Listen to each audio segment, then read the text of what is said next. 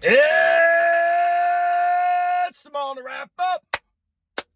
It's the ball to wrap up. Bah, bah, bah, bah, bah. Look at this. We're doing it from my car. I got the cell phone set up, doing the YouTube. I got the Facebook over here. I got my iPad set up.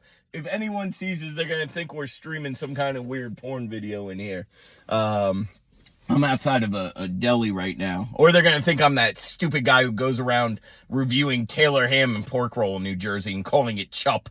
Not enough chup on here. Fuck you. Whatever happened to that guy? I hope his brakes failed. Anyway, that was mean, huh? Well, what are you going to do? I went to a barbecue yesterday. Shout out to Lauren. Had a phenomenal barbecue. Here's the problem, though. Played some cornhole. We always start with a little cornhole. Can't lose. Can't lose. Me and my partner, Andrew, just do not lose. And then all day, instead of just sitting there drinking beer, eating good food, smoking Black and Milds like the degen I am, I'm playing cornhole to the point where I woke up today and my shoulder's sore. This is 42. But that's also, 5 hours? I'm sunburnt. I was in the sun, playing cornhole all day. I got a blister on my foot because I was wearing sandals. I need a day off. I'm like Aaron Judge. I need Aaron Boone to give me a day off today. I need a rest day.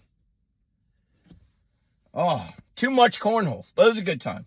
I couldn't sleep last night. Mondays are a busy day, so I always have anxiety about how I'm going to get from one client to another. But also, I've just been really thinking about dumb shit lately. You ever do that? Like, you can't sleep, and then all of a sudden I'm thinking about, like, how much calamari you could make out of a Kraken, And whatever happened to those? Where are all the Krakens, They made a big deal about that back in the naval days, back in the early naval days. And now where are the Kraken? Add that to the list of shit that we could be experiencing in 2023. That's another thing. Maybe I'm not sleeping at night because I'm going through like my 9,000th new fucking, new apocalyptic event in my lifetime. I don't mean to bitch.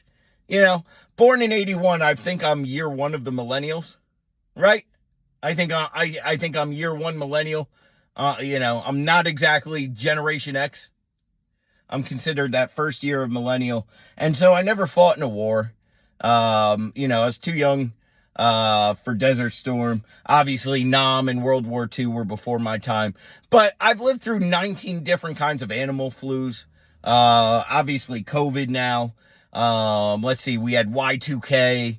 We've had every kind of terroristic and Earth event possible. And maybe it's just starting to add up. Maybe that's why I can't sleep at night. Maybe I'm wondering tomorrow. Maybe when aliens aren't phasing me, maybe it's just that I'm thinking, what crazy apocalyptic event is going to fucking happen tomorrow that I'm going to have to wake up to? That headlines that I'm going to have to wake up to. Kraken takes down ship wouldn't even be a top headline now, right? Martians come down, and we're more worried about the fact that they're not paying taxes.